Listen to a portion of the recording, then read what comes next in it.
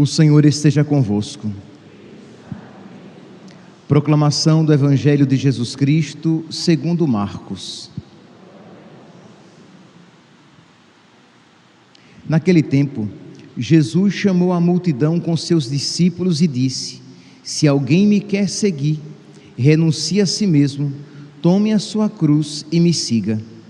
Porque quem quiser salvar a sua vida, vai perdê-la. Mas quem perder a sua vida por causa de mim e do Evangelho, vai salvá-la. Com efeito, de que adianta ao homem ganhar o mundo inteiro, se perde a sua própria vida? E o que poderia o homem dar em troca da sua própria vida? Se alguém se envergonhar de mim e das minhas palavras, diante dessa geração adúltera e pecadora, também o Filho do Homem se envergonhará dele, quando vier na glória do seu Pai, com os seus santos anjos. Disse-lhe Jesus: Em verdade vos digo, alguns dos que aqui estão não morrerão, sem antes terem visto o reino de Deus chegar com poder. Palavra da salvação.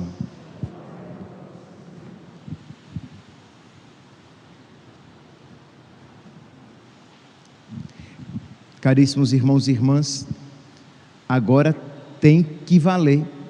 Eu tenho que fazer uma homilia curtinha hoje. Então hoje, de verdade, terá que ser curta. Meus santos, o Evangelho de hoje nos apresenta Jesus mais uma vez, nos recordando de que abraçar Jesus, abraçar a sua vontade, é renunciar tudo mais. E estar disposto a acolher a verdadeira vida é estar à disposição de perder até mesmo esta vida presente. Imagine aqui, quando os primeiros cristãos ouviam esta palavra, os cristãos que eram perseguidos por causa da sua fé, os cristãos que morriam por causa da sua fé, os cristãos que perdiam emprego e bens por causa da sua fé. Quando eles ouviam então esta palavra: quem quiser salvar a sua vida, vai perdê-la, mas quem perder a sua vida por causa de mim e do Evangelho, vai salvá-la. Os cristãos que ouviam esta palavra, eles a compreendiam perfeitamente. Abraçar Jesus e o Evangelho é estar disposto a perder tudo, ou, como diz São Paulo, por causa, em comparação a Cristo, eu tenho tudo o mais como esterco. Meus irmãos, esta palavra então deve iluminar a nossa vida, porque qual é a nossa atitude? Infelizmente, quando vem a provação, quando vem a dificuldade, nós tendemos a querer negociar a nossa fé. Nós tendemos a diluir a nossa fé e o chamado de Cristo na nossa vida. Nós começamos a ter a tentação de nos envergonhar de Cristo. Estamos aqui em Marcos, capítulo 8, no versículo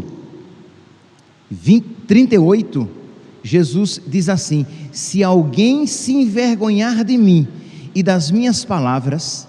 O que é que significa esse se envergonhar de Cristo e das suas palavras? Não significa simplesmente uma compreensão ao pé da letra, isto é, sentir vergonha de Cristo. E é verdade, isso pode acontecer no mundo atual, em que esse cristão católico é algo degradante.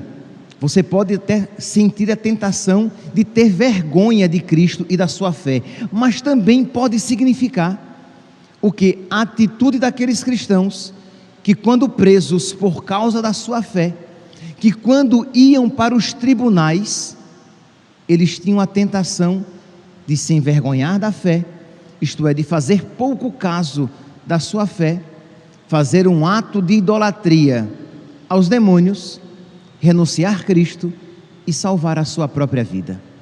Então, meus irmãos, se alguém se envergonhar de mim e do meu evangelho diante desta geração adúltera e pecadora, também o Filho do Homem se envergonhará dele quando vier na glória do seu Pai com os seus santos anjos. Então, precisamos, diante então desta palavra, pedir a nosso Senhor a fortaleza que nos leva a segui-lo, mesmo que isso nos cause a perda da nossa vida.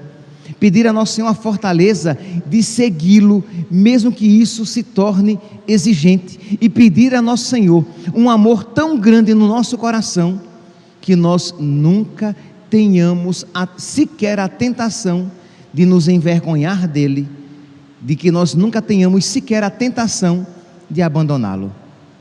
A primeira leitura de hoje, retirada de São Tiago, estamos aqui no capítulo 2, estamos desde o início da semana ouvindo as leituras, né? Na primeira leitura, a carta de São Tiago.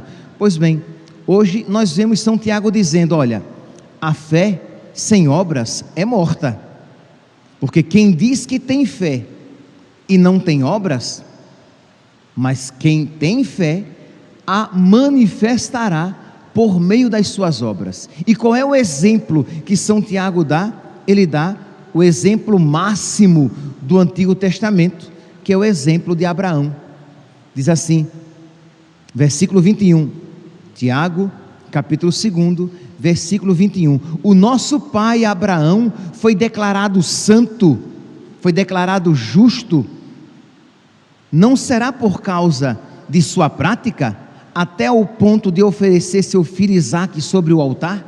Isto é, Abraão agradou a Deus porque a sua fé foi tamanha ao ponto dele estar disposto a oferecer o próprio filho sobre o altar. Vocês não acham que naquele caminho de Abraão, subindo o monte para sacrificar o seu filho, ele não passou pelo seu coração o que?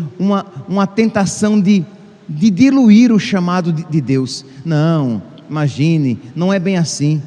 Deus não pode estar pedindo isso de mim. Mas o que é que Abraão faz? Se Deus isto está pedindo de mim, isto a Deus eu oferecerei. E diz então que Abraão sobe o monte e estava disposto mesmo a sacrificar o seu filho, porque acreditava que aquela era a vontade de Deus. E aquela fé manifestada pela obra foi o que tornou Abraão justo, foi o que tornou Abraão santo, foi o que tornou Abraão amigo de Deus. Peçamos, meus santos, peçamos a nosso Senhor nesta santa celebração, você que ouve esta palavra, você que vai receber a Eucaristia, peça a nosso Senhor esta fé firme, esta fé forte, esta fé amorosa, que está disposto a seguir a Cristo, mesmo em detrimento da própria vida, que não está disposto a se envergonhar de Cristo, e que está disposto a oferecer até o seu próprio Isaque, se esta for a vontade de Deus. Peçamos a Deus esta fé, porque esta fé nos santificará. Louvado seja nosso Senhor Jesus Cristo, para sempre seja louvado.